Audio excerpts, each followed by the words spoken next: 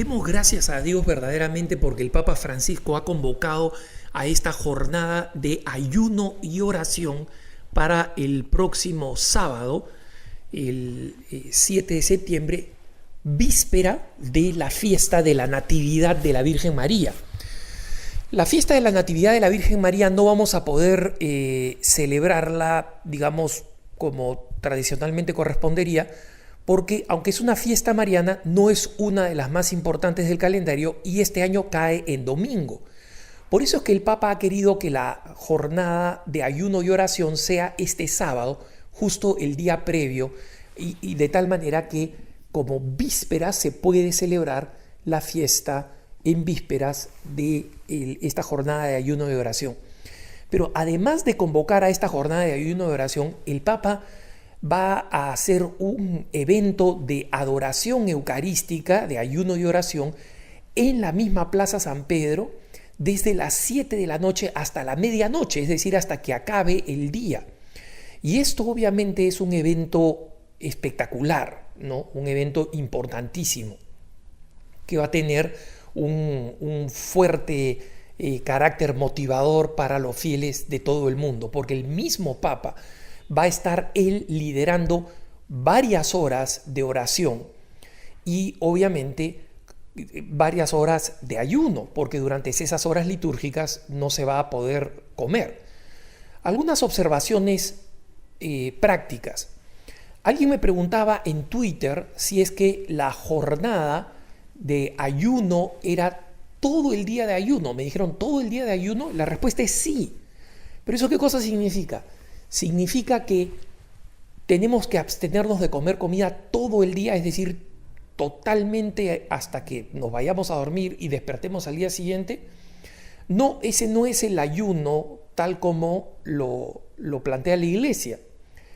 El ayuno, como sabemos, es como el ayuno de cualquier día que toca ayuno y abstinencia en la tradición de la Iglesia. Por ejemplo, el miércoles de ceniza o el viernes santo. Y consiste la abstinencia, como sabemos, en abstenerse de carnes, pero el ayuno consiste en o tomar unos alimentos muy ligeros en la hora que corresponden, digamos desayuno, almuerzo y comida, unos alimentos muy, muy ligeros, simplemente para mantenerse, o en su defecto, abstenerse de comer en alguna de las comidas y solamente tener una comida principal, ¿no? Y por una comida principal no significa tener una comida exagerada, brutal, digamos, que recompense las otras dos comidas que hemos abandonado. Justamente el ayuno tiene que tener un carácter sacrificial y por eso la persona que puede ayunar todo el día, como por ejemplo quien les habla, porque estoy sano y además estoy gordito, como los que me ven en televisión, o sea, tengo reservas suficientes como para hacer una jornada de ayuno completa. Entonces, para el que puede, no, la Iglesia no obliga a nadie y una persona que tiene dudas de si va a poder hacerlo no debería hacerlo porque la Iglesia no lo pide así y sería una persona imprudente, no sería una persona sacrificada, una persona que no tiene las fuerzas para hacerlo y pretende hacerlo, ¿no? Porque quiere dársela de Santa Rosa de Lima, o sea, habría más vanidad que sabiduría en hacerlo. Pero las personas que pueden y que saben que pueden, o sabemos que podemos, como quien les habla, no nos vendría nada mal. De hecho, son mis planes, Dios mediante, de hacerlo de esa forma. Yo sí puedo prescindir un día completo de comer comida. Y no lo digo para vanagloriarme, porque podría vanagloriarme si fuera una persona pues delgada, estoica. No lo soy, ¿no? En consecuencia, simplemente digo, o sea, a un gordito sano como yo, lo puede hacer. Y la persona que lo pueda hacer, que lo haga. ¿Por qué? Porque el sentido del ayuno y de la oración es ofrecer al Señor, elevar al Señor un poquito de sacrificio, un poquito de oración. Y mientras más sacrificio y más oración, tanto mejor. ¿Para qué? Para que mueva los corazones, porque hay decisiones que están prácticamente tomadas, ¿no? Y en este momento, políticamente, le resulta muy malo al gobierno del presidente Obama no atacar de alguna forma, ¿no? Y es posible que se tome una decisión durante la semana, incluso antes de la jornada. Pero ya la voluntad de esta jornada y el hecho de que la hagamos el sábado, especialmente cuando Obama ha retrasado un poco la decisión porque quiere consultar con el Congreso norteamericano, es sumamente importante como detalle. Es decir, necesitamos que se cambien los corazones. Y por eso es que es tan importante elevar la oración y el ayuno. Siria ya está en guerra, como observaba algunas personas donde decíamos, digámosles no a la guerra, el Papa le dice no a la guerra. Siria ya está en guerra. Un ataque norteamericano no incrementaría la guerra, pero sí tendría dos consecuencias muy graves.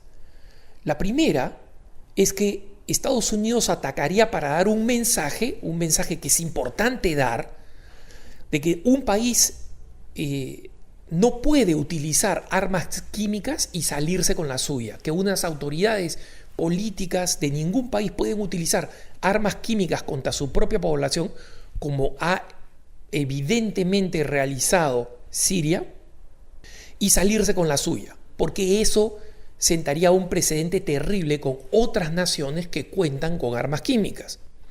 Y en consecuencia es muy importante comprender que si bien ese mensaje hay que darlo, el problema de un ataque es que es moralmente cuestionable, porque finalmente terminan muriendo personas. Y la pregunta ¿es legítimo, es moral matar personas para, entre comillas, dar un mensaje? Es decir, para dar un mensaje yo tengo que matar personas, porque otra cosa es una guerra donde, digamos, vamos a directamente combatir una injusticia, siempre se produce el mal de algunas muertes, pero se trata de evitar al máximo posible la muerte de personas. Entonces, por un lado, como digo, está esa consecuencia de que estaríamos consintiendo al mal moral de matar gente para dar un mensaje. Y como el Papa ha dicho, él condena totalmente, plenamente el uso de armas químicas, y en consecuencia se podrían observar otros caminos. Pienso yo en el fortalecimiento de los embargos políticos, ¿no?, y económicos a las autoridades de Siria, en vez de propiamente un ataque. En segundo lugar, nosotros tenemos que entender una situación muy frágil que es la de los cristianos en el Medio Oriente. En general, los cristianos del Medio Oriente han sobrevivido en aquellos lugares donde gobierna, incluso si es una dictadura, lamentablemente hay que decirlo porque es verdad, dictaduras como la de Saddam Hussein o dictadura como la de Assad ahora en Siria o como la de los militares en Egipto.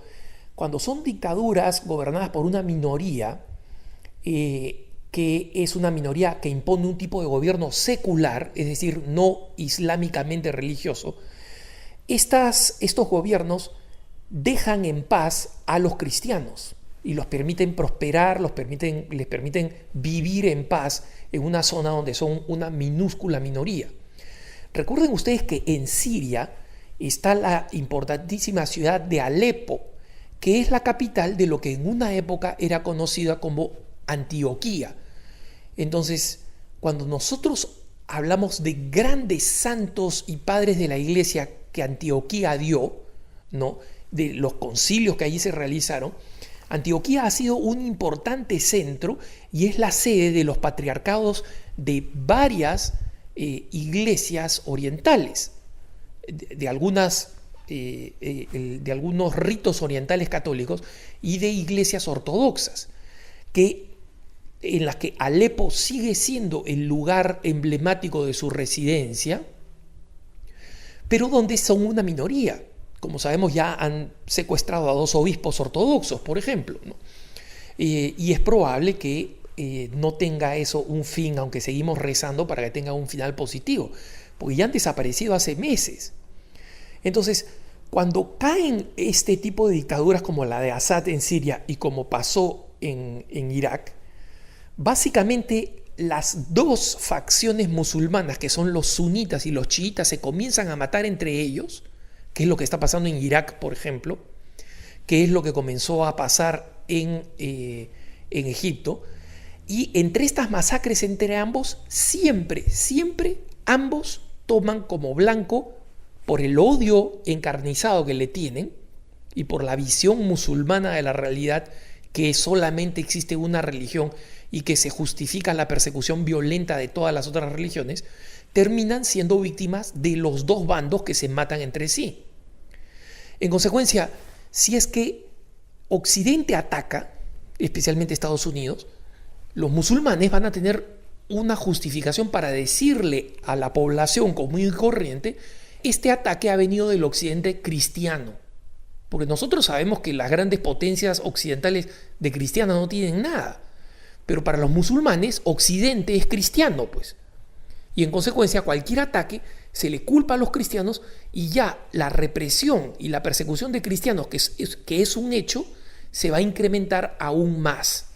Y lo que va a terminar pasando es un escenario como el de Irak, donde los radicales islámicos han asesinado obispos, sacerdotes, laicos, los han secuestrado, torturado, y en este momento los cristianos en Irak bajaron de casi 1 millón a menos de 100.000, o sea, se han reducido a cerca del 10% de lo que eran y han tenido que salir del país. Lo mismo está pasando en Egipto. En consecuencia, un ataque en Siria sería simplemente desastroso, y por eso la importancia gravísima de esta jornada de ayuno y oración convocada por el Papa Francisco. Que tengas un buen día.